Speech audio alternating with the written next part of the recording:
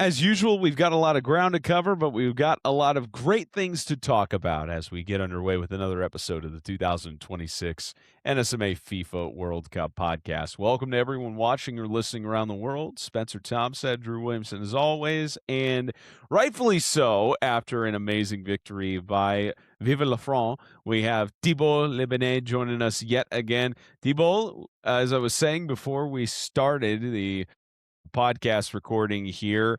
It's always good to see you. It's always good to have you join us, but it's even better that the last couple of times you've woken up early for us, you've had a win to be able to recap with France. And, let's get right into it. 3-0 victory for France over Iraq in Philadelphia. And for France, they outright clinched their group. They're moving on to the round of 32 with that victory. And it's, I can't think of any better team to do that than France in this group. And Drew and I are going to talk about Norway later on and the great job they did with qualifying. But France is moving on to New York, New Jersey on June 30th to host a match of the round of 32. And, it's kind of a shame that Mbappe didn't get a hat trick, especially with how much they were trying to have him get one at the end. But, I guess it's kind of a solace that Lionel Messi didn't get a hat trick either. And it was based on, it's funny how for the both of them, they didn't get a hat trick because of a mistake they made on a shot attempt.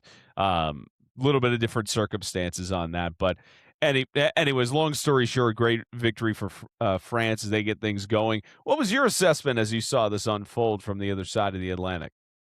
Hello, guys. Thank you for having me. I wanted to participate again to this podcast because every time I go here to speak with you, France win with 3 goals. So it was a good idea. No, yesterday it was a bit weird because from the beginning we understood France was going to only attack and Iraq only defend because the gap between the two teams was too big.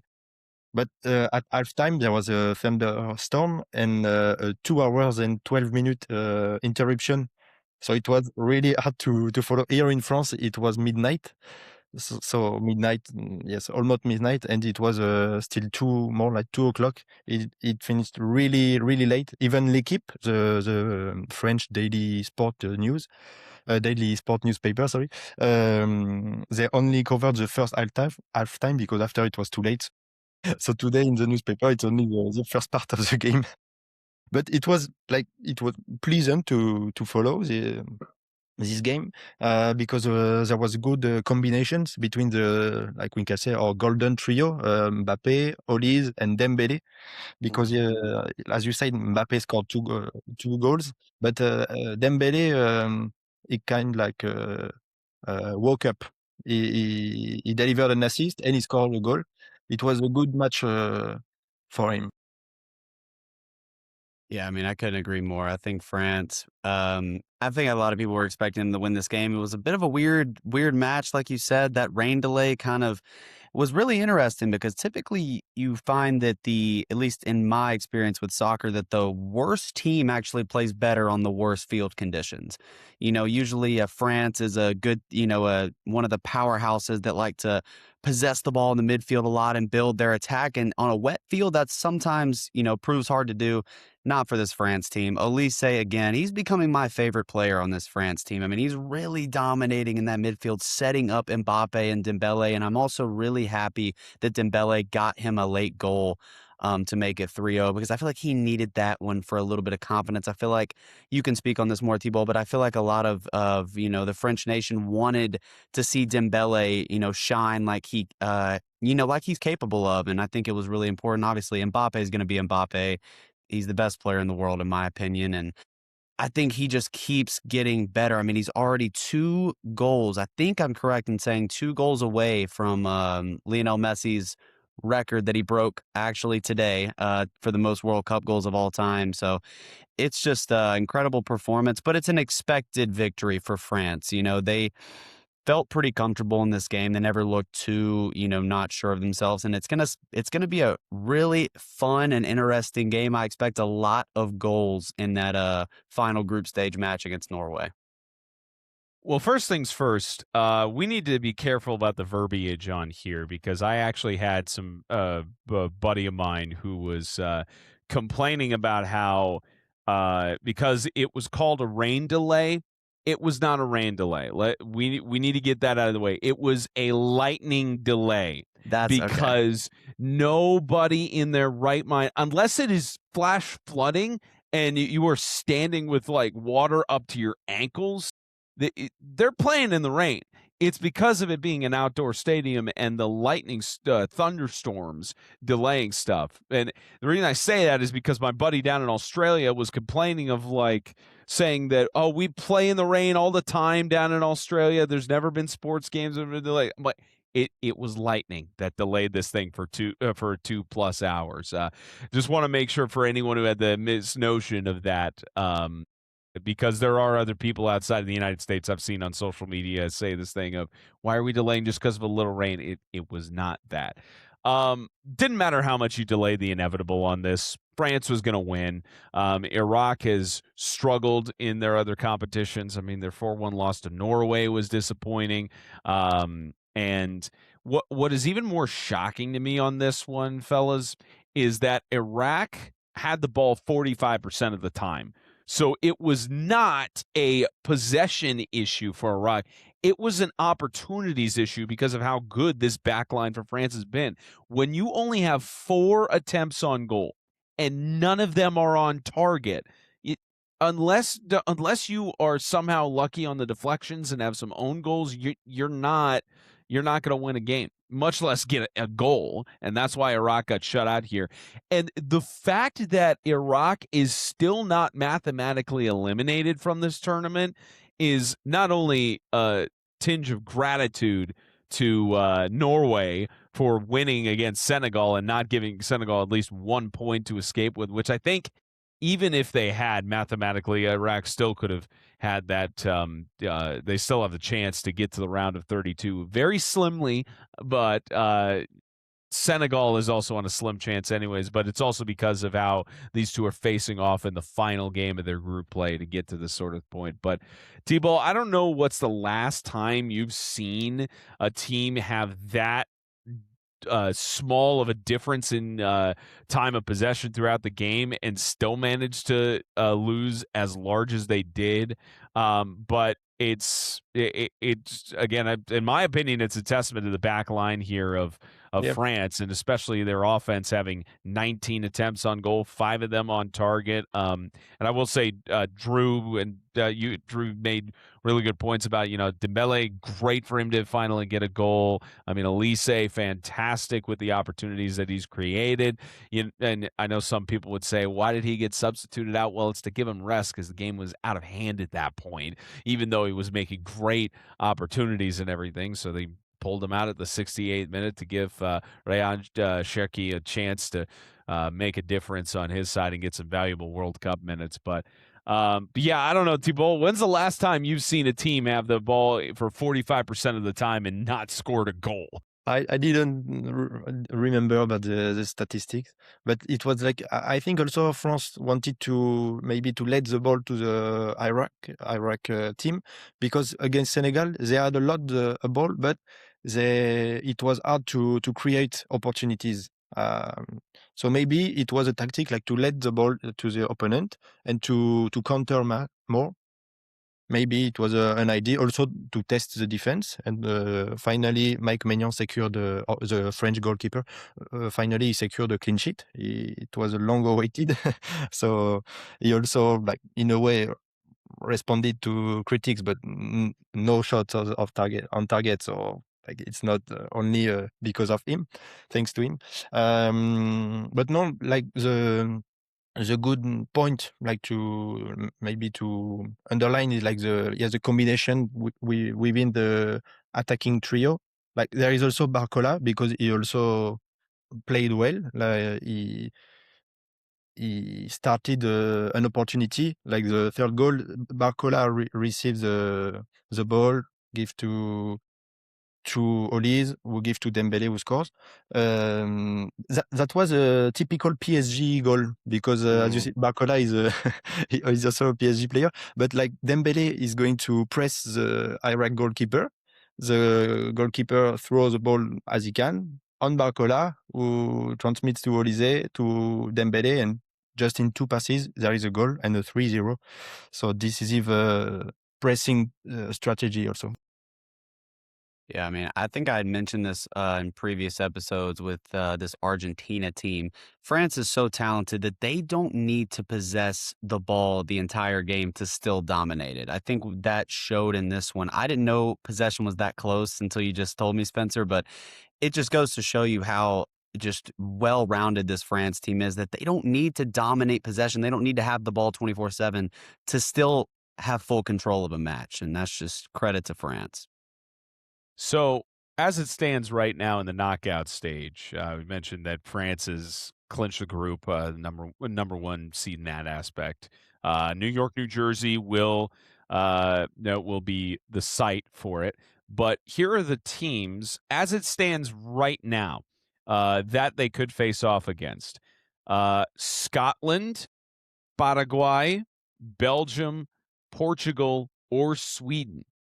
Any of those teams would be an opponent against France, and I mean, I wouldn't want to necessarily face off against Sweden if you're anybody in this side, but the rest of those third place teams, and again, this is all going to change over the next day or two because we've still got the final matches that have to be solidified before we get into the final day of group play, and we're going to get more data points on that.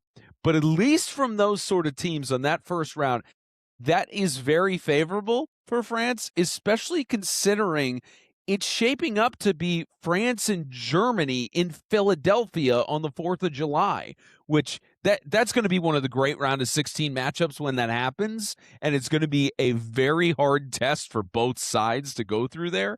But this again, I quote our colleague John Strong with Fox Sports in that the round of 32 will be carnage, but the round of 16, especially with how the draws have gone, is going to be even more challenging down the stretch. Because, Thibault, I know you never underestimate a team. You never think in the round of 32, oh, this is a gimme for France. But whichever team they face, it's going to be a challenge. But France, Germany in the round of 16, that is potentially shaping up to be one of the matches of the round of 16.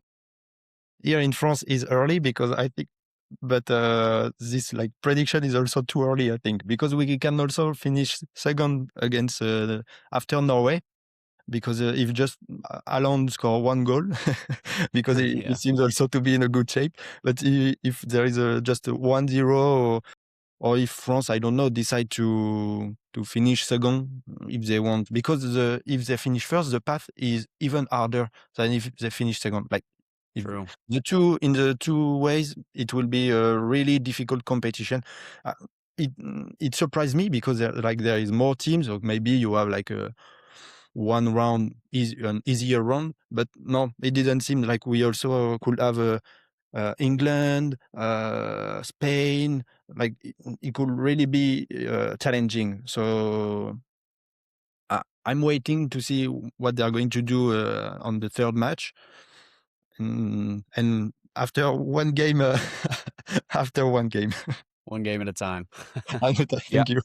I would also like to shout out the FIFA football data platform for having cues and green boxes and not giving a distinction between whether someone wins the group or just qualifies for the round of 32. Because that's what I'm looking at. I see France and Norway have both qualified, and it's the same color as Argentina and USA and Mexico. So that's where I'm thinking they had clinched. So thank you for correcting me on that in a very kind way, Thibault. But okay, so the Group I has not been clinched yet because France and Norway have the same points. So that match between them is going to determine who's going to host in New Jersey and who in Group I is going to head to Dallas that same day on the 30th for whichever matchup. So you're right. You're right. It is one of those that it could match up that way. In terms of 2G, I mean, if France somehow gets second place, I mean, it's still going to be one of those matchups that I don't think anyone wants to face off against this France team in the round of 32, Absolutely to be not. honest with you. But we'll in this group I, we'll see how it goes. I mean, it's still, but I will come I'll back. put it this way. This is shaping up like France Norway is going to be an incredible conclusion, Yes. especially because both of these teams actually have something to fight for. And this is one of those Drew and I are going to get into the predictions when we start talking about how there's a symptom of, and make no mistake, there are previous World Cups where this sort of thing has happened, where there are matches that don't necessarily have a hefty outcome on whoever's moving to the next phase. It's just for pride purposes. But it seems a little more prevalent in this edition of the World Cup because of it being the field of 32. But congrats to France. I mean, they got it done. They managed to get a win and put themselves in a good position to where they're automatically going to the elimination round, but they want to make sure that they win so that they can go to New York, New Jersey, instead of having to go to Dallas and face off against the draw that they have. So congratulations to France on getting that done. And for Iraq, they're still alive. It's just a very difficult hill to climb if they want to make it into the round of 32. Thibault, always good to see you. Glad you could join us a little bit with it being very early over in France, but I'm sure we'll talk after the France-Norway match happens because I'm sure there will be a lot to talk about when that one is over. So see you in 5 days. I think it's less of a break like this that. time. It's not as much like a week. It's a little less on the 5 days. They're moving it to 6 games a day now for the third round of the group stage. So it should be fun. You are going to sleep late. Yeah, we already don't get sleep in sports media, so that just adds on to this. But anyways, Thibault, good to see you. We'll have you on soon. All right. Thank you. All right, we were live reacting a little bit, Drew, to the Tunisia-Japan match. So just a very brief recap on this. 4-0 on the scoreline for Japan. They possessed the ball 60% of the time, outshot Tunisia 11-2. And I think I was seeing a post here about Japan in that they scored the most goals. Let me see if I could find it so I'm not necessarily saying the wrong thing. I think it's that they scored the most goals of any Asian team in a World Cup match in history. Let me see. Wow. Let me just look it up real quick and make sure that I'm correct on that. But regardless of whether the historical significance is on there or not, I mean, this was a great win for Japan. I mean, especially considering how their group was basically wide open in a way. Japan, they tied with the Netherlands in that opening match. So in terms of leading the group, it was definitely going to be one of those matchups that they control their own destiny in terms of winning the group. I mean, same for the Netherlands as well. But for Japan to have a sort of bounce back like this when they had a really tough matchup against the Netherlands, you got to love it if you're a fan over in Japan and any of the respective cities around there. And I'm sure there's a lot of faith among the Japanese national team fans that are hopeful they can get past the round of 16 for the first time in team history. Yeah, Japan's a great team. I mean, tying a team like the Netherlands is just a very impressive feat, especially when that game was, they had to kind of come back twice, being down 2 separate times and being able to equalize to 2-2 there at the end. But yeah, I kind of expected this. I felt like Japan and the Netherlands were going to pull away from Sweden and Tunisia in this group, and they're proving me right so far. Japan is one of those teams that they play the right way, and they dominated that game against Tunisia. They honestly probably could have put a few more in the back of the net as well. But yeah, just a great win for Japan, but an expected one. I expected Japan to win this game. The thing about this team is going to be we've already seen them tested. That's a lot of these teams that, have great group stage matches, but you're like, they haven't been tested yet. That's kind of how I feel about the United States in a way, because they haven't really been tested by a top tier team. Japan already has that test against the Netherlands. So I think that they can use that to fuel themselves and motivate themselves as they prepare to get into the round of 32. Yes, so actually I was correct. Japan, it's the record for most goals scored in a single World Cup match by an Asian team and the largest winning margin ever recorded by an Asian nation in the FIFA World Cup. So it's and you're right again.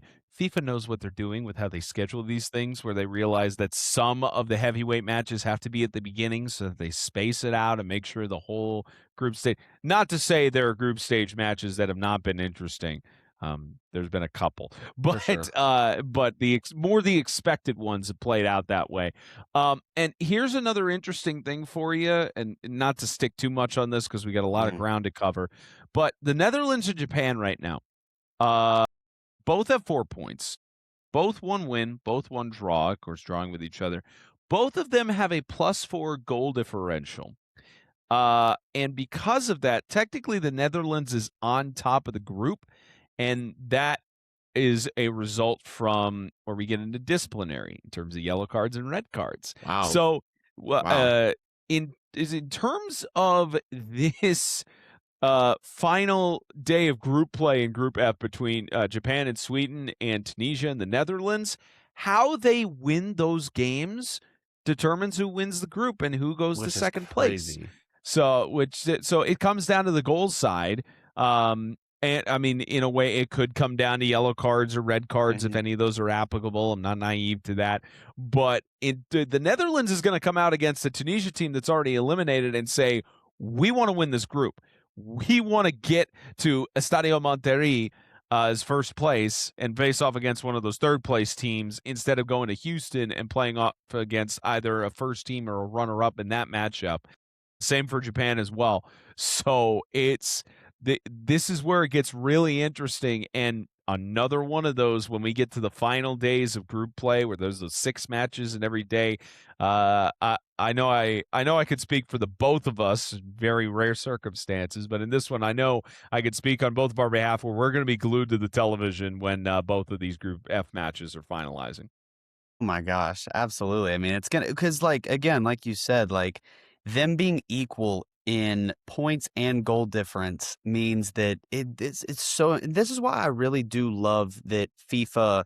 Like you hit it on the nail. FIFA knows what they're doing with these matchups, and they really made the World Cup this year to where every group stage game matters. I mean, it really does, and Group F is no different. I think this is going to be really interesting to watch between Japan and Netherlands, seeing how they can be. Although I do feel like the Netherlands have a slight advantage because we saw what Sweden did to that Tunisia team. I mean, beat them 5-1. So I'm going to have to probably lean towards the Netherlands to come out first in that group, but it's going to be a tie race regardless. Especially if guys like Virgil van Dijk can still play pretty well, and Absolutely. Asensio Somerville, if he's still scoring goals, it's not going to be a problem. I mean, for Japan, they've also got their stars in Nakamura and Kamada. If they can continue to do stuff, I mean, Junya Ito also showing up in the second half and his goal and everything. So, regardless, congratulations to Japan. They put themselves in great positioning to try and win the group. And Netherlands. Netherlands as well up in that sort of metric phase as we get into the rest of these recaps. All right. Oh, Belgium. Oh, Belgium.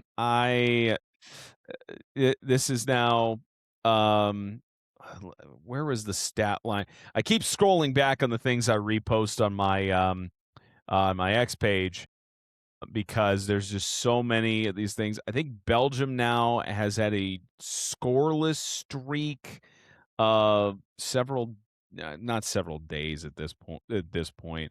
Another one of those I got to look up and make sure. But it's been a while since they have scored a goal in the FIFA World Cup, or at least it's either a goal or a win, something along that metric. But I tell you, the other thing that, again, this is not to get into the political side. Okay, so it's not goal, it's wins in terms of the last time Belgium has won a game in the World Cup.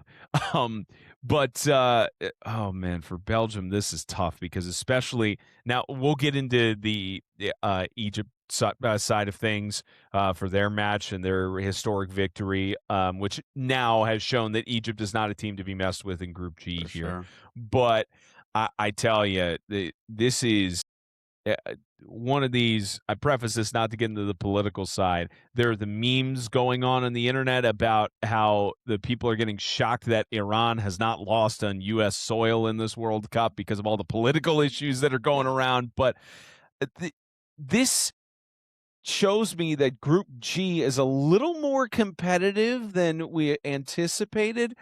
But you can also look at it that Belgium just isn't getting the job done. And I mean, it doesn't help when you get a red card in the 66th minute.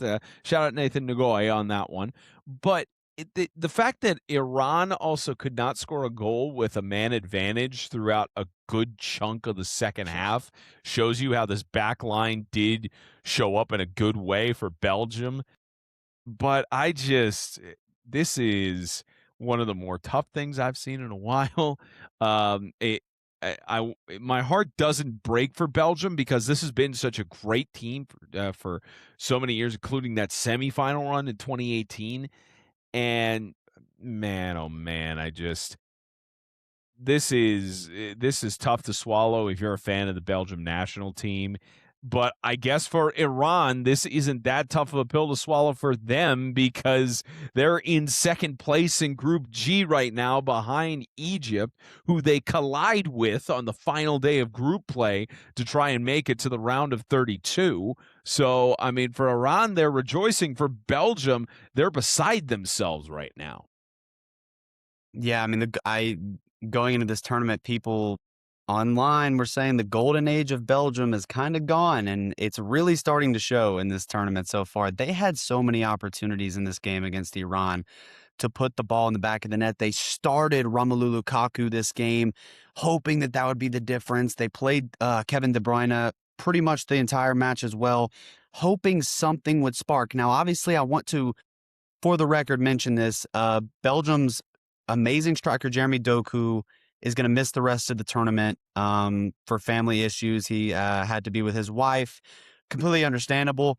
Completely, very valid reason of, why you can't play. But this hurts this Belgium team a lot. And I don't think people are going to truly realize this until they see later on, if there is a later on for Belgium.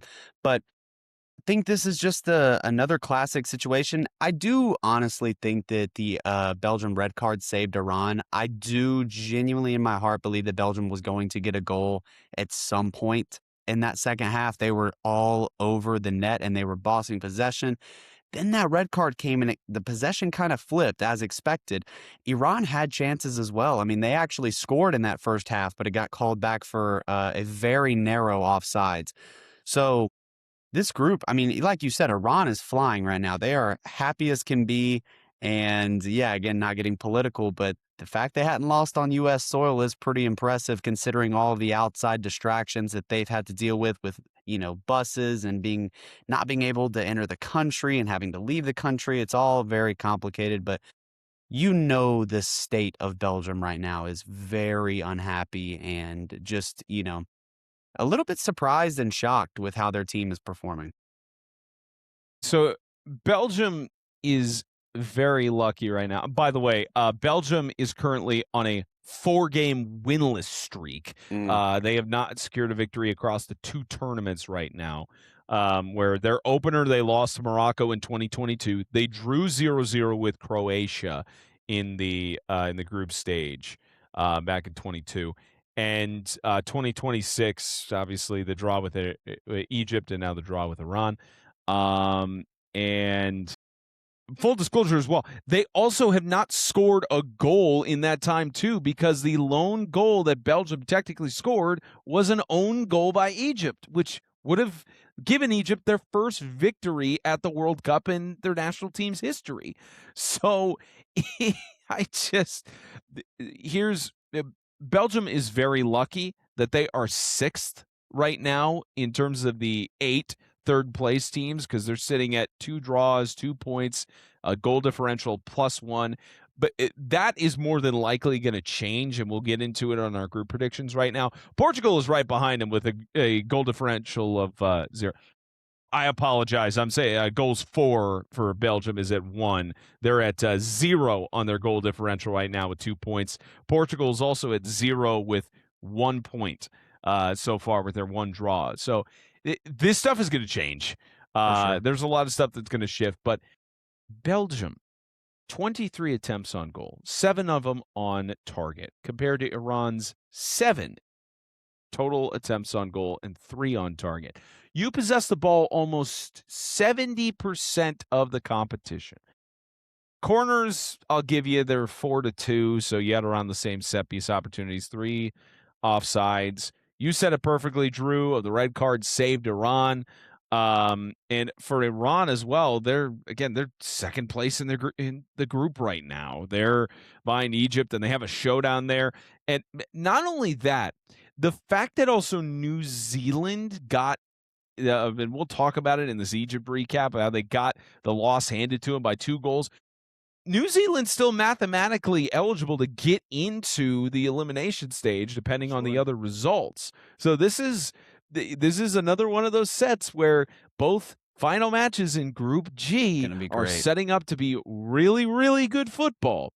But it's because Belgium has been on such a drought. I think Spencer might have and wins in the World Cup. Might have lost connection, knowing his Wi-Fi in Dallas. I'll just wait until he joins back. I guess I got fans in Los Angeles that were in attendance for this one. I mean, I'm sure as he was saying, this group's now wide open. I think. I mean, it's just going to be really, really this is one of those where I'm a fan of heavy how defensive exactly I'm a fan of the back line this group plays out. I think to me, this is more a failure on the next round of the group stage can be very important. Than really, and I mean, Egypt. We'll go ahead and move on to them. Egypt, but I mean, dominant in that second half against New Zealand. I love the way New Zealand plays. I love everything and Just and Chris Wood and players like that. I just love and have so much respect for. But this Egypt national team finally came into their own in that second half and showed everybody that this is not the same Egypt head coach from 4 years ago. This is a very, very talented team, and Mo Salah, the Egyptian king,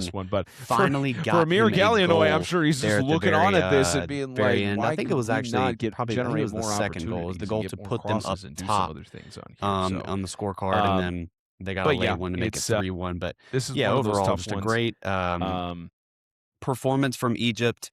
I think that they took control of the group in a time where Belgium should have, but didn't. And Egypt was there, and they got the job done against a weak New Zealand team. I actually did not know this until recently when I watched this game, but New Zealand is actually the lowest ranked in the FIFA Men's Coca-Cola rankings. They're the lowest ranked team in the entire tournament, which doesn't even seem right to me because they have talented players. They just, I guess, don't exactly play up to par sometimes. He's back. Wi-Fi is so well, I was taking control there. I was kind of talking about the group a little bit and Egypt's dominant win over New Zealand, but yeah. In essence, it's just for New Zealand, this is setting up for a great showdown on the end of Group G play. Mentioning that Barry and Van, the goaltender for Iran, fantastic in net to defend the 7 shots on target and to keep Belgium on their heels in a way. But I love a good defensive heavy game, but this, in my opinion, was more a failure on Belgium's part than Iran's. But I mean, credit to both teams at least getting a point and being able to escape on this. But that'll at least set up for a great showdown in Group G, where Egypt and Iran face off on the final day of Group G play. New Zealand and Belgium will also face off, with all teams still eligible to make it to the round of 32. You ready for another disappointment to talk about here, Drew? Guessing this is Uruguay, Cabo Verde. 2-2 in Miami on this competition.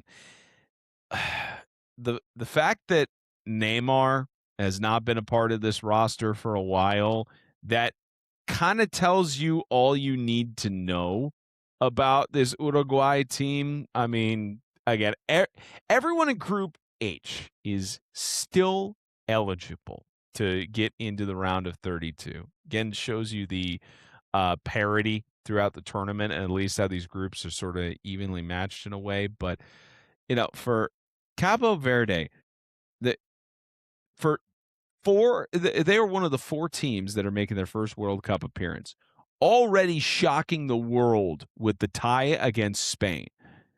And if I remember correctly on my prediction, I thought the magic ended here and that Uruguay would get something done. But I did a tie, especially a high-scoring tie. Like, this is, especially for Uruguay possessing the ball 63% of the time. Like, the shots were very even on that side, but here's what makes me even more frustrated, Drew. Uruguay had 11 corner kicks. Cabo Verde only had 4. So the amount of set-piece opportunities you had to take the lead and take a stranglehold on this game, man, Uruguay is, again, with I again, I beg your pardon, not Neymar. I keep confusing people today. Yeah, There's I know something what you wrong. meant. Yeah, but Luis Suarez not being a member of the team, they're missing him. They are missing him. And the fact that Uruguay has tied with Saudi Arabia and tied with Cabo Verde, they're still technically eligible here to get to the round of 32, but I don't know if this team is going to go anywhere in the round of 32 if they make it forward. So, I don't know. I've been rambling on too long about this one, Drew. Try to make sense of this tie. It's hard to. It's really hard to, because I mean, first of all, for Cabo Verde, how about that for a World Cup debut? Your first 2 matches, you come up with results against Spain and Uruguay. I mean, that's ridiculously impressive. And credit to them. They played a great game, and they fought and battled to the very end. Were they, in possession most of the game? No. Did they create anywhere near the number of chances that Uruguay did? Of course not. But the magic continues, and they proved to everyone that Spain game was not a fluke. This team can battle and this team can play. It was a very poor showing from Uruguay, and I think that their whole fan base agrees. I did not like the play of Muslera in goal. Although their goals were pretty deep, pretty good, their free kick, that first free kick for Cabo Verde by Kevin Pena, was an absolute, it was just a killer off the into the bottom right corner. I mean, it was driven, had a little knuckle to it.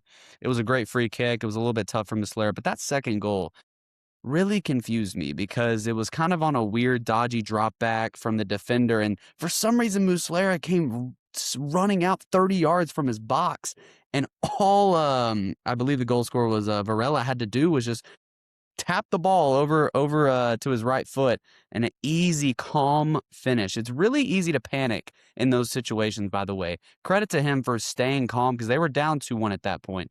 Credit to him for staying calm and equalizing with that goal. And yeah, it was nerve-wracking there in that last 15 for both teams, because Uruguay knew what Spain had done to Saudi Arabia. They knew they needed the win, especially because that's who they play in the next game of this group stage. And yeah, it's just super disappointing for Uruguay, and another win in my book for Cabo Verde.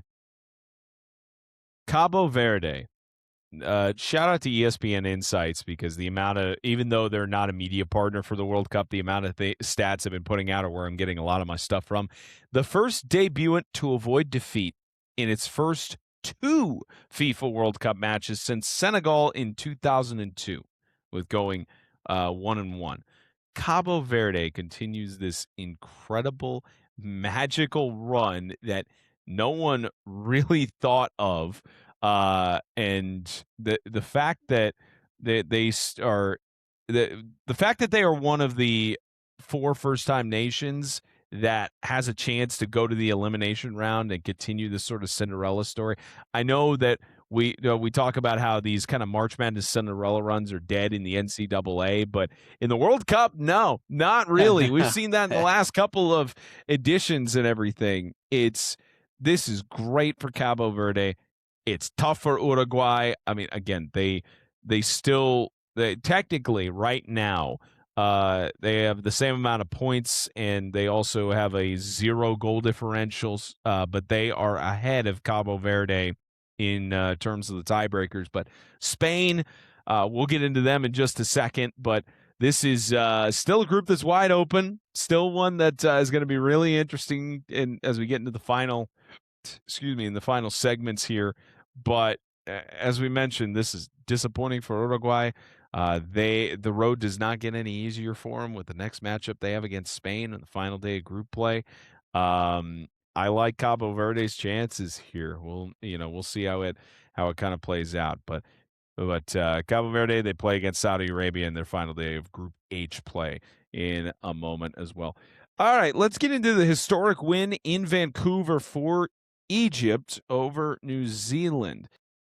I think Egypt had just a huge spark of motivation, and not just because the media was praising their head coach in the post-game press conference for getting the tie against Belgium, but I think that tie really gave a sense to Egypt that we can make a deeper run in this group. We can even get to the round of 32. It's not as impossible as we thought it would be. And it just kind of went from there. And considering they also went down 1-0 at 15 minutes into the game, Finn Sermon with a great goal. Great header. Zico Mustafa, about 13 minutes out of the halftime break, scores a goal. And then the star of Mohamed Salah and how great he has been for Egypt managed to score another goal to try and get more confidence. And then Trezeguet at the 82nd minute, another one landed there to say, you know what, we're going to take the 3 points. We're going to take the 3 goals so we can have a +2 goal differential. It's tough for New Zealand as well, especially considering they had their tie against Iran, where they thought, okay, we got 1 point. We could possibly make a difference here if we could get something done against Egypt. But yeah, Egypt has dominated this game. 57% of the time they held a soccer ball, 19-11 on attempts on goal, 7-5 on target. This was pretty even on the corner side, 4-3 in favor of New Zealand. But for the most part, it was just a clinic put on by Egypt in Vancouver. Yeah, especially in that second half. I thought the first half went pretty well for both teams. I actually really left that first half not knowing who was going to win this game. Obviously, a great header by New Zealand to open up the gates and make it 1-0, and they were able to hold off till halftime. But I almost had the feeling there early in that second half that the Egyptians would get one back on the board, and they did. And not only that, they added 2 to that to make it 3-1. And Mo Salah getting a goal is huge because he is the Egyptian king. This guy is the best player for Egypt right now, and he needed to make a statement. He needed to get that goal, and I'm glad he did. And then they just kept pouring it on. They really did dominate and looked like the much better team in that second half. And I think it showed by scoring 3 goals. And it was a huge win for Egypt because now they are top of the group because Belgium and Iran drew. So now it looks really good on the part of Egypt. And I think that they proved a lot of people wrong in this tournament. They proved that, hey, we're not the team that we were 4 years ago. We are much better. We are much talented, and we want to win the group. We want to play someone easier in the round of 32, So I think they proved that, and it was a great overall victory. Only took them 8 tries to finally get a W in their history in the FIFA World Cup, but sometimes it takes a little longer than some other teams. But hey, I mean, it's good for them. And especially, as you mentioned, trying to get those 3 points in the group right now, they lead it with 4 points total for Group G, and then they have this match against Iran, in essence, for the group. Because even if Belgium wins, Iran is ahead of them right now in the tiebreakers. So Iran would win the group with a win. Belgium, if they win, they would get second place. Egypt would still, depending on what the final score is on that goal differential, Egypt could still be really good for a third place metric right now, because as of now, in terms of their group, Belgium, as we mentioned, is in 6th place in that aspect there, and none of the other ones in Group G are in that sort of bubble or even close to the bubble for the third place teams. So it's and again, New Zealand technically could get in at this point. It's a long way to go because they're at a -2 goal differential and only 1 point. So I mean, they could somehow find their way in if things go their way, but it's going to be very, very tough for them to try and qualify, and this is just a crushing loss for New Zealand. Yeah, and it really is because I like this New Zealand team a lot. I love the talent they have. I love Chris Wood and Just up top, that little partnership that they have. It really does suck, and it's unfortunate to see them struggle like this. I feel like they had a lot of chances in that game to maybe get one more, and now they're facing a very uphill climb with Belgium being there. A motivated Belgium, might I add, is their third game. And yeah, just one of those that I just don't see a result happening in that third match for New Zealand. As much as I want them to get a result, I don't think they will. I think Belgium's going to come out hungry and motivated and in essence really, peed off and really going to try to make a statement that game. And unfortunately, New Zealand's going to catch the bad end of that. Well, congratulations to Egypt on getting their first win in World Cup history, and also congratulations to Iran for doing the unthinkable and tying with Belgium. Egypt and Iran face off to, in essence, take the title in Group G, and Belgium, New Zealand, both of them fighting for their round of 32 lives. Speaking of congratulations, for the first time since 1998, Norway has secured a spot in the knockout round. Final score 3-2 against Senegal. Erling Haaland as well. He is the second player in the last 50 years to score multiple goals in his first 2 World Cup appearances. Harry Kane did that in 2018. So good company to be with, I might add, on that. Senegal did not go down without a fight here, Drew. This was a matchup, especially because Senegal knew if they could get these 3 points, then they would have a reasonable chance to get second place in the group and not have as much of a doubt for anybody in terms of third place and trying to go to the tiebreakers. Mathematically, they are still in it, and that's mostly by way of them facing off against Iraq in the final matchup. So that's essentially going to be win or go home in a way, but win and you still don't have a guaranteed chance to go home, especially considering Senegal's now got a -3 goal differential and Iraq has -6. But in terms of this game, Senegal was fighting.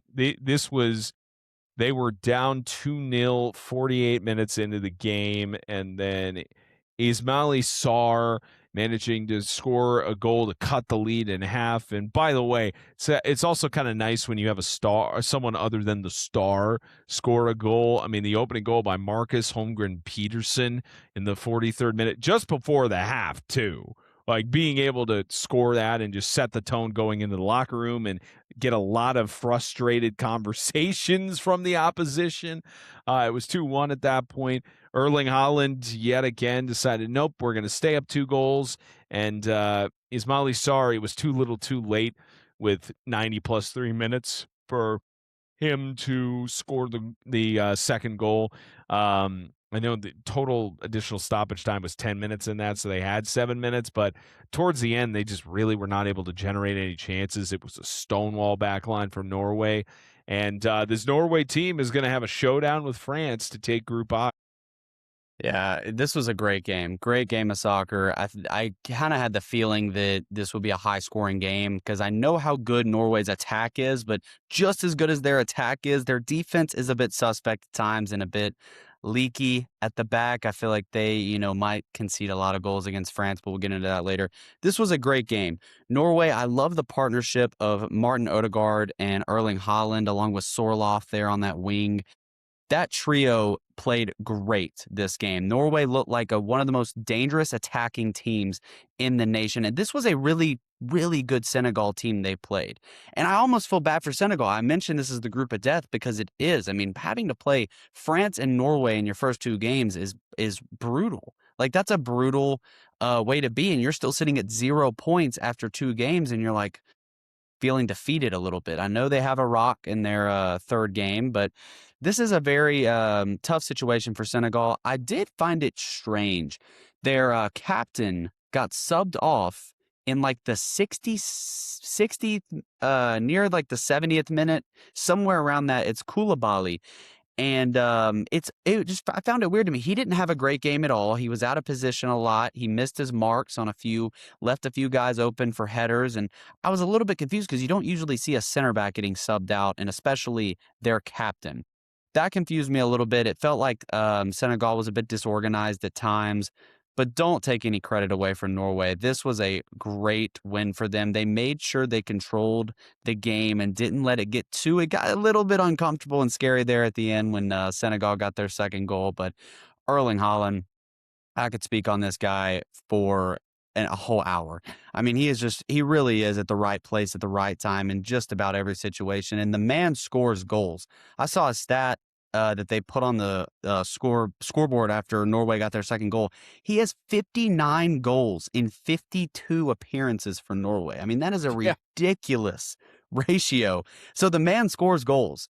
And not only that, he's one of the biggest physical specimens we've seen in a long time. He kind of has hints of Zlatan Ibrahimovic a little bit, especially with that ponytail he's got. But yeah, no, this is just a great Norway attack, a great team. I'm not fully convinced that their defensive line is built to hold the powerhouses teams like France and Argentina. We'll see, because they obviously have that showdown with France to decide the group coming up this Friday. But overall, a great win for Norway. I had it as a draw, and so I'm pleased that they won. You actually got the score dead on. You said Norway 3-1 or 3-2, and that was the score line. So yeah, it was a great win. Hey, if we have any tiebreakers that come along, if we end up getting tied at the end, we'll go back and say who got the most score lines right. True. And, we'll do some sort of prize. I don't know. Maybe something in New York. We'll do something along those lines. But fun fact for you as well: Senegal right now is the 12th best third place team out of the field right now. They are at -3 on their goal differential, but no points to show for it. So it's going to be very tough if they want to bounce up into that stage, but they could very well be eliminated if some other results don't go their way. But regardless, congratulations to Norway. They will show down with France to take the number 1 spot in Group I. Senegal, Iraq will both be fighting for their round of 32 lives in a way. Though Senegal would really have to run up the score to give themselves a good position on that. All right. Jordan, Algeria. The final 2 matches that we're going to recap are the ones I was on site for to try to make it a little bit fun and mixed up. But the one that just finished a little bit ago, Jordan and Algeria. Algeria wins 2-1. Jordan gets eliminated. They are now. Let me make sure I got the number right on this. This is the 4th team that's formally been mathematically eliminated from the round of 32, but they did not go down without a fight. This Jordan team went early on with a lead in the 36th minute from Nizar Al-Rashdan and Nadir Benobali in the second half. Basically, for the what he was talking equalizer, about is kind of recapping Group J. Gori And that Jordan-Algeria game, I thought it was one that Algeria was going to come out and dominate, to be honest with you. Obviously, they had to play Jordan did not have any business, in my opinion. They're ranked 1 in the Coca-Cola rankings. Argentina in their first group stage match, which nobody likes to play a team like that in their first World Cup game. And we obviously saw Messi hang a hat trick on them in the first game. So they were going to come out this game and really look to be more competitive against a very weak Jordan team. I didn't feel like there was really any threat. I was wrong, though. Jordan actually had a really, really good game, and they ended up scoring and going up 1-0 and ending the first half up a goal. And I was thinking to myself, this is not right. I feel like Algeria will eventually equalize, and they had they were dominant in possession. And I'm still talking about the Algeria Jordan game. But Algeria was dominant in possession for most of the game, especially in that second half. And I knew an equalizer was coming. I feel like Algeria deserved this win, not taking anything away from Jordan. I just feel like that Algeria was fair in their 2-1 win. I was saying before you got here, Spencer, that this was a team that was motivated to win because they realized they need this win. I mean, I told them nobody wants to play in Argentina in their first World Cup game. So, and we obviously saw what Messi did to them. So they were going to come out this game motivated. They didn't come out in that first half that motivated, but the second half they bounced back and ended up getting a huge 3. Yeah, Jordan didn't have any business being in this game, in my opinion. 30% of ball possession, 8 shots on goal, 4 of them on target. Just one corner to Algeria's 10 throughout the competition. And this is and Algeria also played a clean game too. They were not offsides. They just had one yellow card. 70% of the time they possessed the ball. But Jordan, the fact that they were leading all the way until the 69th minute where an equalizer was found is just astounding to me. And it's just something about these first-year teams in the World Cup that they've just performed fairly well and been able to use a little bit of that first-time experience magic to turn some heads and shake some things up. But they weren't able to do that against Austria with a 1-3 loss and then a 1-2 loss here in the San Francisco Bay Area. It's unfortunate. It's not something that you enjoy seeing in terms of a first nation, but it's one of those. I'm sure the nation of Jordan is still happy and prideful that they were able to make it to this point. But their road in the World Cup is going to end with their final group stage match against Argentina in a couple of days. It's going to be a good game too. It's going to be the Austria-Algeria game is going to be a good game, not the Argentina-Jordan game. Unfortunately for Jordan, that's a really tough last game for them to have to play. But yeah, I mean, I agree. I think that, like you said, the first time teams in this tournament so far have typically been, having a lot of luck. And Jordan getting a goal there kind of against the run of play showed that a little bit. But I think this group is really going to come down. Obviously, Argentina has already advanced, and we know how dominant and amazing that they have played so far. But it's really that Austria-Algeria game is going to be really interesting in that round 3, because this is a battle for second and a spot that you are liking a lot more than having to guess whether or not you're going to be in or not. So yeah, huge game next week. I think, in essence, Algeria has to win because they're at a -2 goal differential. So if they win, then goal differential doesn't matter for them on second place. But for Austria, they are fighting in this sort of third place spot in a way. If they lose, because they'd be at a -1 GD. So we'll see how it plays out, man. It's a lot of these groups that are great on the final matches actually really having an impact. For Argentina and Jordan, the games don't really matter. For Jordan, I'd say it does, because they're wanting to get their first win in World Cup history. And if they could do it against an Argentina team that I would be shocked if Messi plays in this, especially with the stakes that are considered here. But hopefully Jordan can at least put up a fight against this tough Argentinian team. We'll see how it goes. But congratulations to Algeria. They've put themselves in good position to control their own destiny in a way, as have Austria with even with their win against Jordan earlier on. And as we get into that, let's talk about first the Atlanta match that I was fortunate enough to be on site for. I say fortunate. One could also look at it as unfortunate, because this is a completely one-sided affair, Drew. Here's what I'll say. Spain needed this. Spain 100% needed this win. We were talking about it in our predictions. I think I said 3-0 or 4-0, or one of us went slightly higher, something along those lines in the goal predictions. But this is what was going to happen. Like, Spain knew, and even Coach De La Fuente was, by the way, it was his birthday during the Spain-Saudi Arabia match. And several people in the media were wishing him a happy birthday before they asked their questions. So they were all giving him his kudos. But Coach De La Fuente was very clear in the post-game press conference that he understood that it's human to, like, he understood that everyone has their criticism and such, but he's like, he felt it was a mistake for people to question this team. And he was explaining that it is a human reaction for the players to react the way they did when everyone was getting critical of them for having that 0-0 draw against Cabo Verde. and they basically proved the haters wrong. Like they very much proved to them that, yeah, we are who people have ranked us to be. We are who everyone around the world would expect us to be. And this is finally one of those times where Spain has not only gotten a win, they've shattered expectations, but this looks like the number 2 team on the FIFA Coca-Cola rankings that we're used to.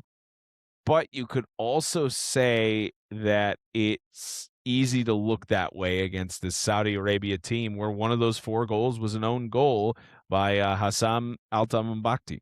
Like like Saudi Arabia, tying with Uruguay. It looked like, oh great, the group's wide open. It's a 1-1 situation, but all in all, Spain needed this. They had a good bounce back, a great win for them. I'll just say it was a 3-0 victory because this game was basically over going into halftime, and there was just that one own goal that happened 4 minutes into the second half. But man, Spain, they put themselves in a great circumstance. And if they win this group, they go to Los Angeles, more than likely against Austria if things play out the way they're supposed to. Yeah, I mean, Spain reminded everybody quick that they're still that team. They're still that team that a lot of people picked to win the tournament. Who everybody had in their top 3. They're still that team. They reminded people in the first 25 minutes. I mean, the first 25 minutes of this game, it was 3-0. So I think they really, really wanted to get the message across that first game was genuinely a fluke. They're not that team. Lamine Yamal opened up his World Cup account with a goal there. His first World Cup goal ever. That had to feel great for him, and I'm glad he got it. I'm glad he was able to play. You never want to see players injured and, not being able to shine in the biggest stage in the world just because of health and injury, stuff like that. So it was good to see him out there for as long as he played. But that really is Spain plays so different when he is on the pitch. I mean, not only does he attract so many defenders to his side, he usually roams that right wing area, but Spain just moves the ball better. His pace, his quickness on the ball, his ability to blow by defenders 1v1, it's just incredible to watch. And this Spain team is dangerous, man. I know they were playing Saudi Arabia, and I know that Saudi Arabia is not a great team. I don't care. This Spain team really did look very dangerous and like the team we expected them to come out against Cabo Verde like. But sometimes that happens. And honestly, if I'm a fan of Spain, I'm going to be saying this too, but you could honestly look at that Cabo Verde game as motivation, and maybe you're glad that happened if you're Spain, because it really did wake them up and they looked dominant in this game. So dominant that Saudi Arabia only had 3 shots on goal. One of them was on target, which, we mentioned several times. You got to get in the double-digit metric if you want to expect to win a game at this World Cup for the most part. But yes, the expectation, De La Fuente even said in the post-game press conference or leading up to the competition that we're only going to play Lamine Yamal probably about 60 minutes as his target. And he clarified it in the post-game presser. He said, if it was a different result, maybe we would have played him better because he was feeling fine. But you're right. Lamine was the main difference, and he showed us why there's so many people in the media who are regarding him as the next Lionel Messi, because he's generating opportunities with the crosses. He's the one who scored that opening goal, and he's putting the ball in great situations especially around the penalty box. And even that was even a thing that Georgios Donis, the head coach for Saudi Arabia, fully acknowledged. He was commentary and said, when a player like Lamine Yamal is on the pitch, you have to be better about it. And he directly said, the problem in this competition was that we were not good defending the penalty box. We were not good in defending whenever the ball was getting into that position.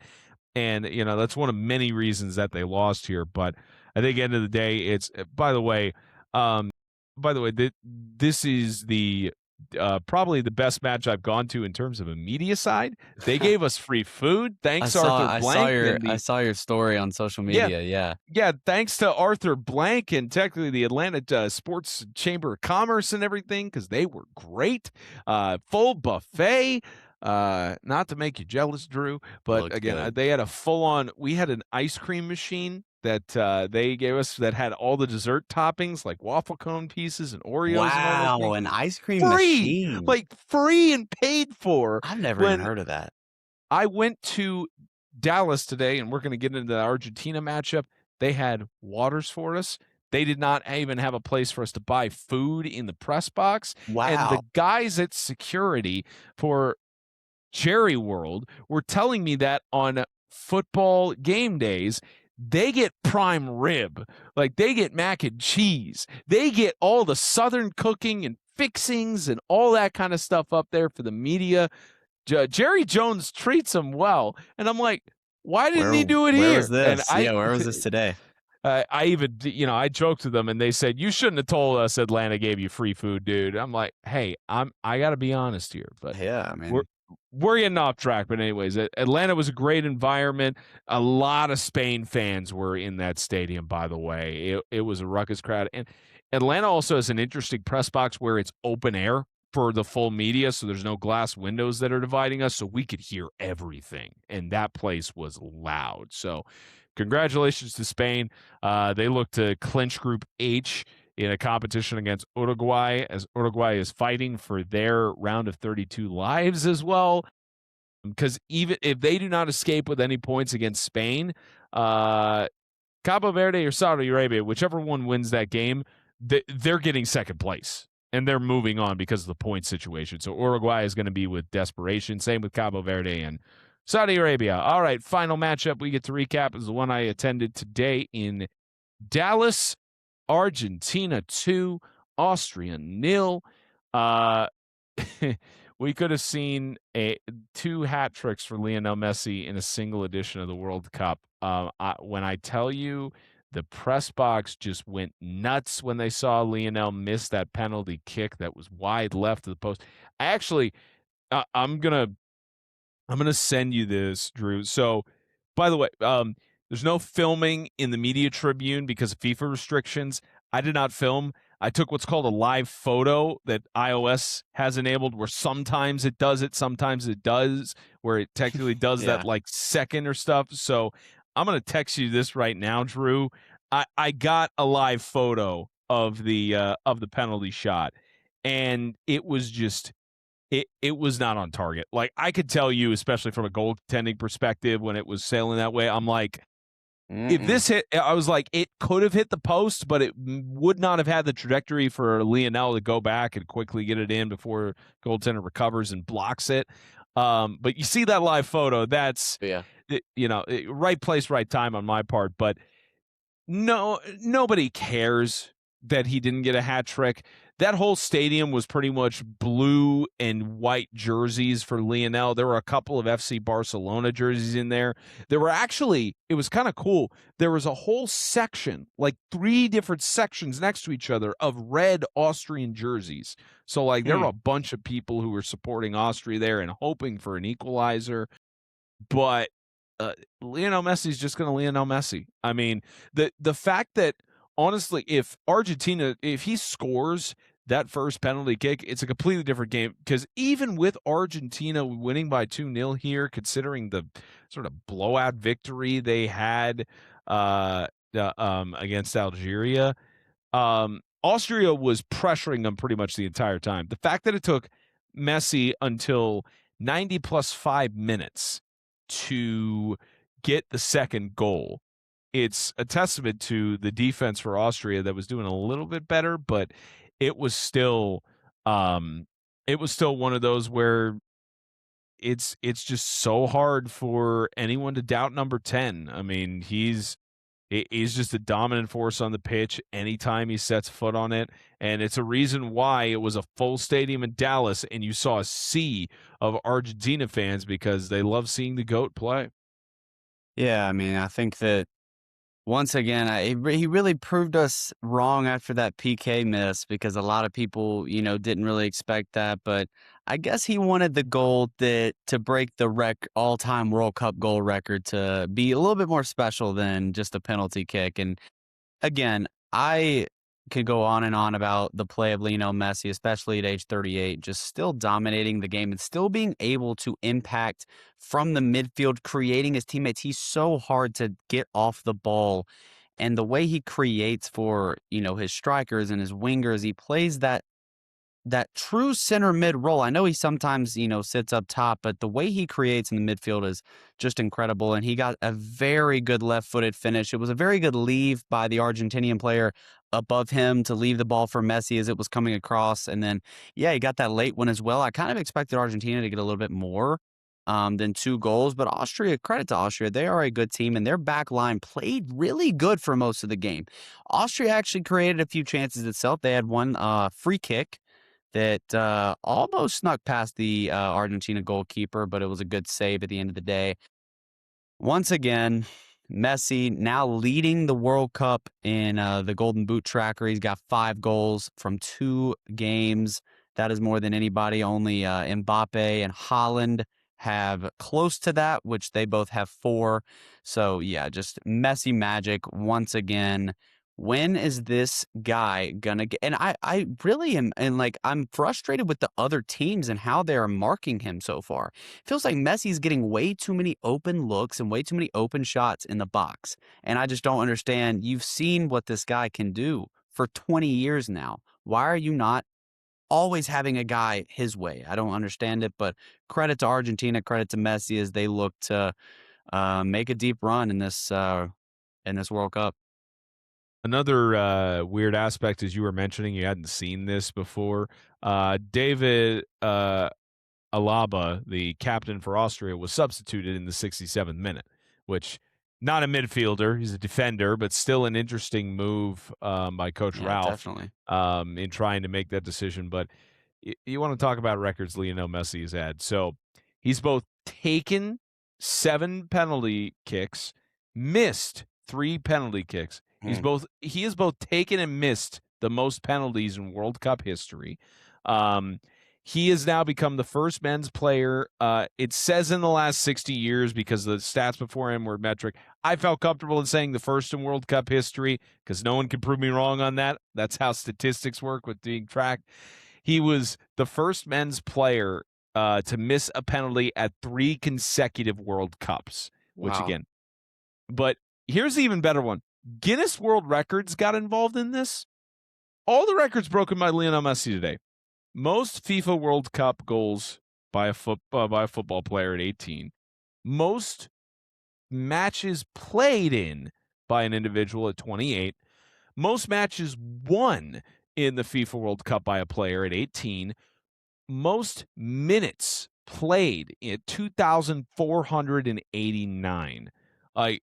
And very much reflective of the final sentence Guinness put on their post. We are witnessing history.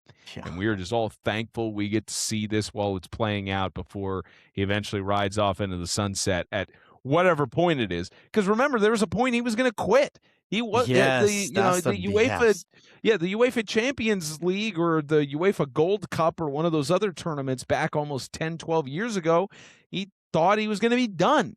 And he had the emotions get to him, but he continued to stick around. I mean, Qatar, he was probably going to be done. There was a lot of things about this is perfect. He's done. He's gone, but he's still around, man. Especially after that World Cup win. I think a lot of people were like, I mean, what better way could you go out than to win the World Cup? That was the one thing Messi really didn't have, and now he's got it. But the fact that he's still here and dominating the way that he is just, he's so insanely impressive.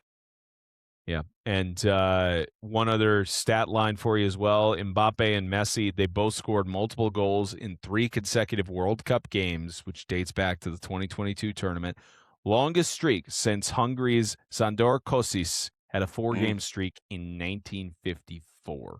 So not only from Messi, but from Mbappe, and they're not going to stop. I am very convinced that they're going to at least score 1 goal. One of them is going to score a goal in the final games of qualification play. But, it's, man, congratulations to Argentina. They outright clinched the group. And you know where they're hosting the number 1 team in Group J? You know where they're hosting their matchup, Drew? You want to take a guess? I'm going to say Miami? Yep. Yeah, you know that stadium's going to be rocking. Yeah, a place that Lionel Messi is very, very familiar with for Inter Miami CF. All right, it is time for us to get into the previews for the next day of matches. So the plan is we are going to do a podcast tomorrow. Well, it can't do much of a preview if he's this not is the here, but final looks like day he of looks the like he lost second game connection of group again. I think we're play. gonna preview And tomorrow's then games, we get into which round out round 2 of the group stage. By the way, tomorrow's matches are Portugal and Uzbekistan. A huge one for Portugal because my goodness, they had a shocker in that first one against DR Congo. They really need to bounce back and prove they're a top 5 nation in this World Cup, and Ronaldo has a lot to prove himself. I'm not gonna lie. I don't know what they're gonna do as far as playing him. If they're gonna start him, if they're gonna bring him off the bench, I really don't know. But that's a big game, regardless. It's a huge game. Next one, we got England and Ghana. I think that's gonna be one that England wins pretty comfortably. Oh, and we're back. the Wi-Fi. It keeps telling me to go back to the landing page on this stuff, and it keeps booting me off after like 30 minutes. It doesn't make so. This is one of the hotels that definitely needs to fix the internet stuff. I get every 4 hours, but every 30 minutes, it's a big, big problem. And anyway, time for us to get into our fun predictions, Drew. So the plan is we're going to do a podcast tomorrow because right now with our previews, this is the final game 2 for all of the groups. Everyone will have played at least 2 games in the 2020. Get into the extra madness, Drew. 6 games in one day. I wish there was an NFL red zone for the FIFA World Cup, but all of these games are spaced out so much that we don't have to. I have to look at the schedule again on Wednesday forward because I don't know. I think all these games are actually, the CBA, like all of the group stages, they're playing at the same time. So that way there's not a potential of, this result has already happened, so we could just tie and both of us get in, because that literally happened before in previous World Cups. So not to say anyone would do that now, but they could. Anyway, they prevent that. So we got an episode coming for you tomorrow that's going to preview all of that final games of groups C, B, and A. But for now, we're going to preview the final second games for Group L and Group K.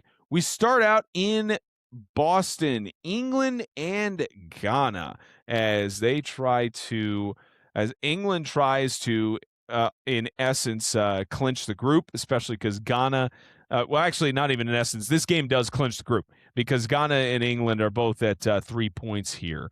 And England, at least right now, they would, technically, if Panama were somehow Panama won against Croatia or something, they could have that sort of thing. But in essence, they'll have 2 of the teams they'll have beat or whatever.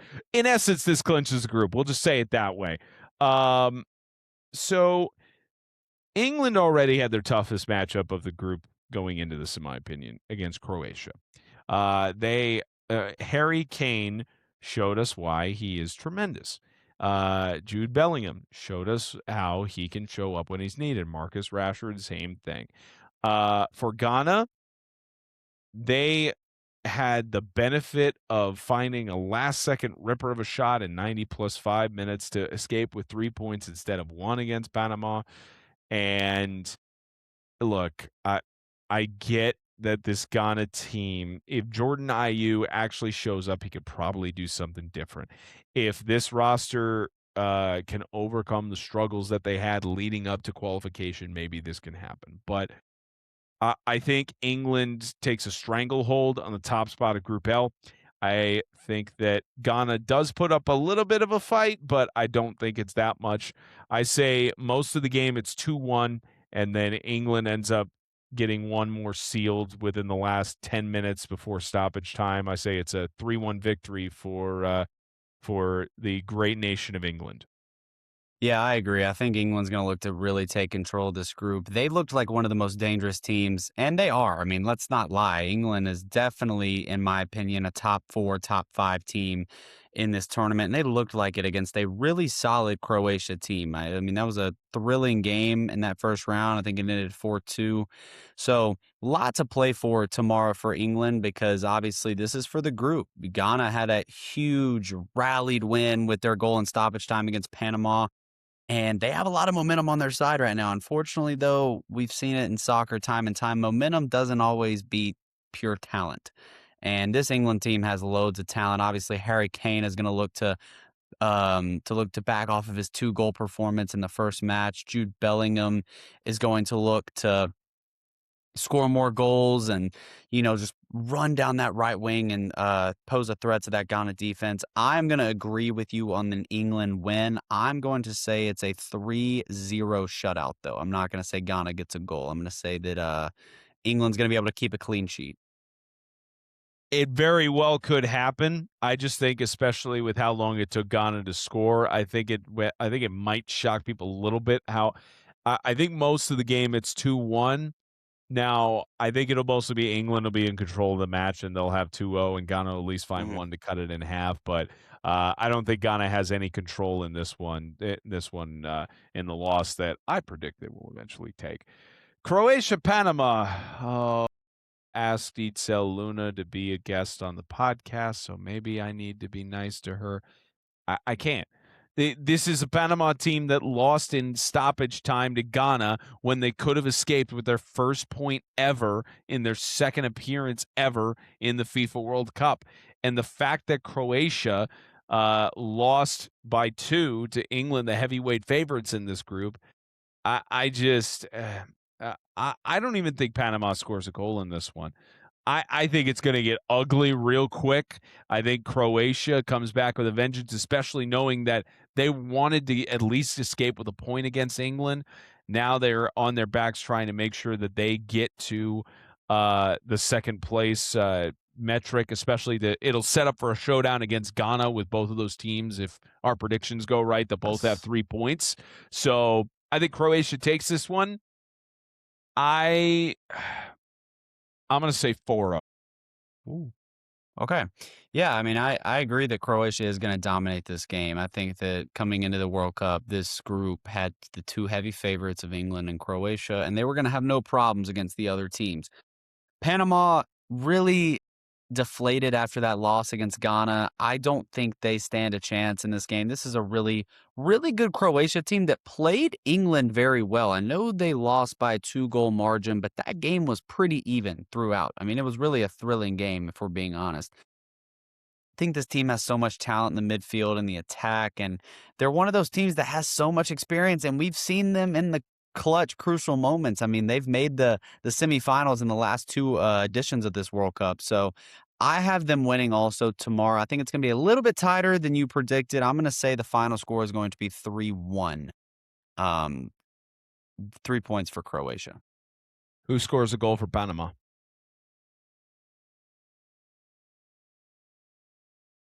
Who scores the goal for Panama? Who needs to score the goal for Panama? That's the question I want to know. Who needs a goal more than anybody for this Panama team?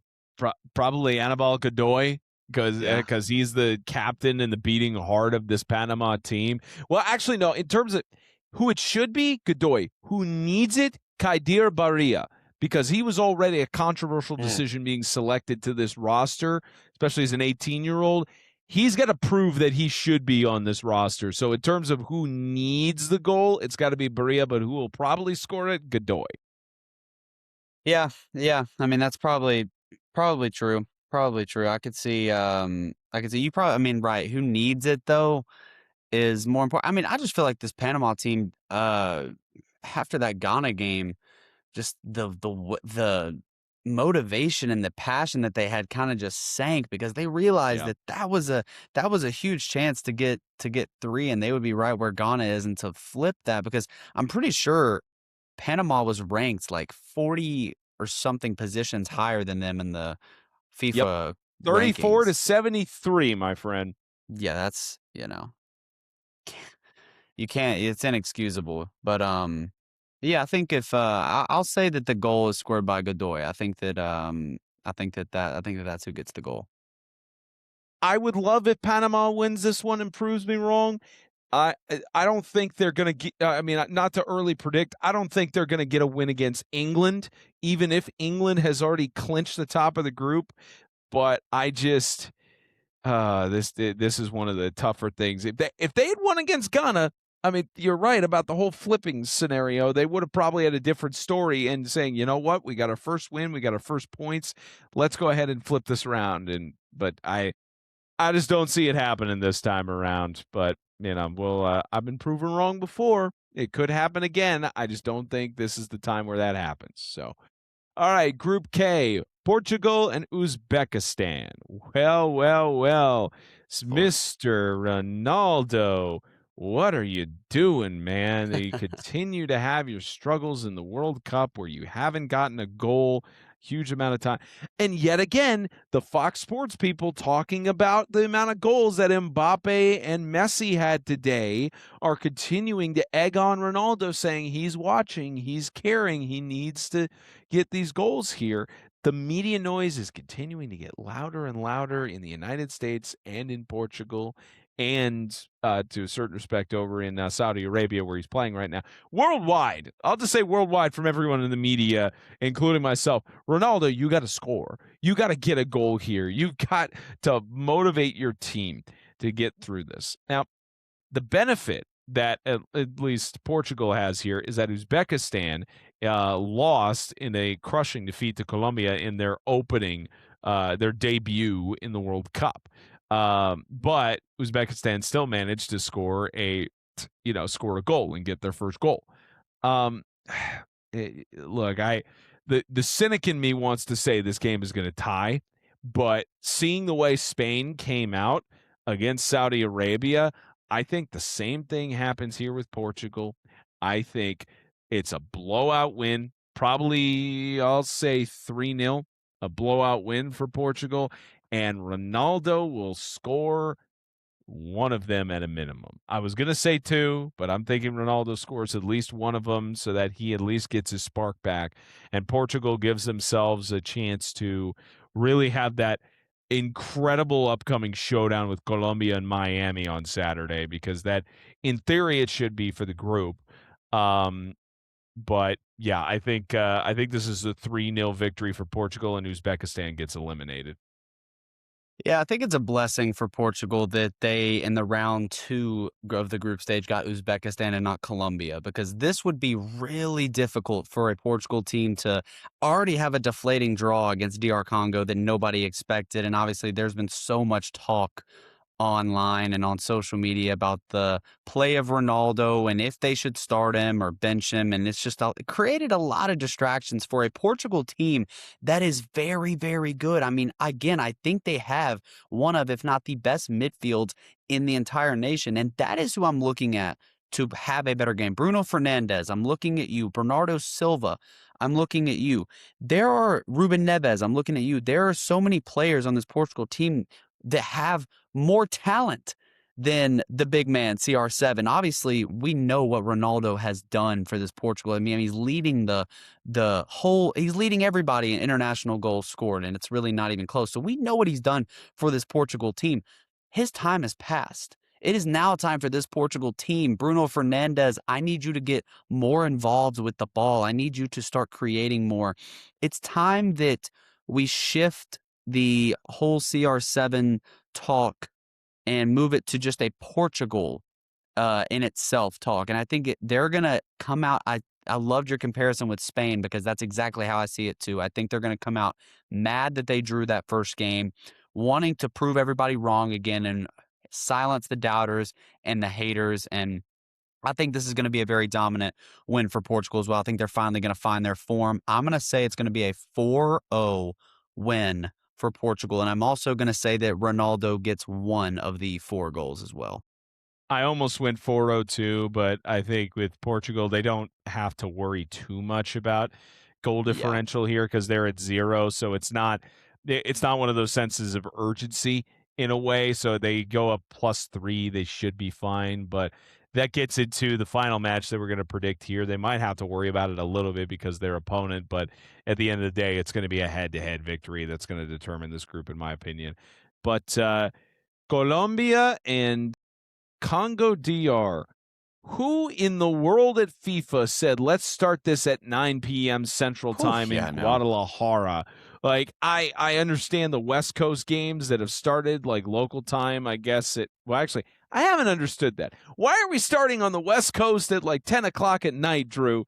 Why is it that when we get over to Central Time, it's midnight and it's 1 o'clock right? over in Eastern, or even later than that? It's like 11 o'clock Eastern when these games are starting. Like, maybe it's because they're favoring the other time zones. I don't know. But, like, even then, I didn't understand Australia, USA starting at 5 in the morning in Melbourne, even though I saw people in the streets of Melbourne doing watch parties and lighting fires.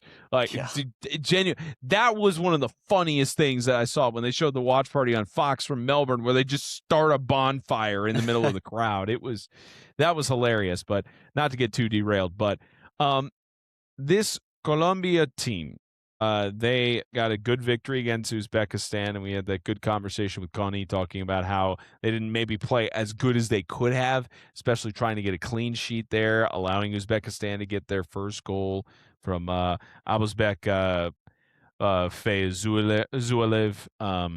But I think this is, even though Colombia has been sort of put as the neutral favorite to win this entire tournament, I mean, especially now that several of the teams that we thought were contenders that are getting upset. I mean, it's I think DR Congo does put up a fight here. I know they're sort of on a mission to banish the bad memories they had in 1974 in trying to get to the knockout stage. And by the way, they're in a good position for that right now, because based on the, actually, not quite. They're not in the third place tiebreakers right now, even though they've got 1 point. At least let me make sure I've got this right. They got So 1 we lost them for a point in their fourth time. That's why they're not in the third think place that, right now, because I technically think this second in game's Group going to K be, I'll as go it ahead and give y'all stands. my Come prediction for this on. game so that I don't have to when he comes back. But I think this game's going to be really, really good. I think DR Congo came out in that Portugal game and just looked like they weren't settling. You know, they weren't going to settle for a draw. In fact, they thought they could compete with Portugal and they thought they could beat them. So I think they're going to look to Wisa, who scored the goal for DR Congo. Oh, you still here? I just got in. This is okay. It's a good thing I'm not in this hotel anymore. Yeah, very true. Anyways, so I think Colombia in this, and we had a good conversation with Coney about how they didn't play as well as they could have. This is, I think, for DR Congo, I think they put up a fight, but I think they are dealt their first loss of this tournament, and I'm going to say it's a closer matchup than people realize. I think this will be 2-1. I think DR Congo gets the opening goal. They get some hope. Colombia finds the equalizer pretty early on, and it's a 1-1 draw. It's looking like it's going to go to a 1 point for both sides, and then Colombia finds a late goal, probably around the 80th minute, 85th, something like that. But I say Colombia ends up winning this, but it's going to be a battle to the finish. Yeah, I think, like I was saying just a second ago when you kind of had your little interruption there, this DR Congo team came out against Portugal and they didn't settle. Like, they looked like aggressive and they weren't settling for a draw. They thought they could compete with Portugal and they sure did. And they wanted to win that game. So I loved their approach to that game and this group. And I feel like Colombia is going to be no different. That being said, I do feel like Colombia has seen the level of play of DR Congo against Portugal. And I think they're going to be prepared and ready for that. I'm going to be looking at Luis Diaz, who had a goal and an assist that first game for Colombia. I'm going to be looking at James Rodriguez, obviously the Colombian captain. I think I agree. Bang on with your scoreline. I think it's going to be a 2-1 win for Colombia. I think it's going to be slightly different, though. I think Colombia is actually going to get the opening goal pretty early on. DR Congo is probably, in my opinion, going to equalize before halftime, and then Colombia is going to get a goal in that second half to make it a 2-1 win. And I think this is going to be huge for Colombia because they'll clinch advancing to the round of 32 with this win. So, yeah, huge for them.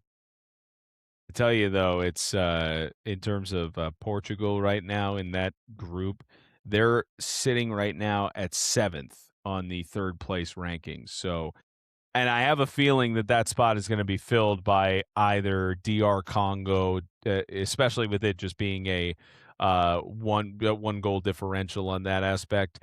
Either that, or I mean, if Colombia ends up losing, they could easily slip into that spot. Who knows? But I think Group K is one of these groups that definitely gets a third place team in, especially because of the way the results have gone. But Portugal's certainly hoping that it is not them, because they certainly want to, for their group. If they win it, then they would host July 3rd at Kansas City, which is an interesting choice on that aspect, but it would still be a raucous environment at Kansas City Stadium if it plays out that way. But Absolutely. man, we're at the final day of the second game for all the groups, man, and then Can't we get wait. into this hefty chaos of 6 games a day for 4 straight days. Yeah, we're going to be staying up late a little bit for these ones, I'm pretty sure. Yeah. Which is nothing we're not used to, honestly, at this point. So, but yeah, it's exciting. Like, I mean, this is really when it starts to get down to the nitty gritty. I think that we're going to see some teams kind of back off, not play their full starting lineup, get a few bench players involved that have already clinched the group. And then we're going to see a few really interesting games, some to decide the group, some to decide who's going through to the round of 32. It's all going to happen in a 3-day window too. It's what it looks like. So it's going to be really fun. Yeah. Well, at least for now, we need to get our sleep. It's about 2 in the morning when we're finishing That is recording true. this stuff. So, our thanks to Thibault for joining us to recap the French matchup. And on behalf of Drew Williamson, all the hardworking men and women that make this run so smoothly, I'm Spencer Thompson saying so long for this episode of the NSMA FIFA World Cup 2026 podcast. Final day of the second games of group play is about to conclude as we get into the final stretch of the group stage for this edition of the World Cup. Hey there, thank you so much for listening or watching the NSMA 2026 FIFA World Cup podcast. A special thank you to our Platinum Insiders, the Banzet family, Robert Eggleston and Jason Edmonds, for their support of the podcast. If you'd like to support the podcast and my journey to the 2026 FIFA World Cup, the link is in the description. Not only are all donations potentially tax deductible, as the NSMA is a 501c3 nonprofit, but you also can get your name here on this graphic in the description, and you can get some exclusive behind-the-scenes content. Appreciate those of you who have donated so far, those who are going to donate, and hope you enjoy the rest of the podcast during the 2026 FIFA World Cup.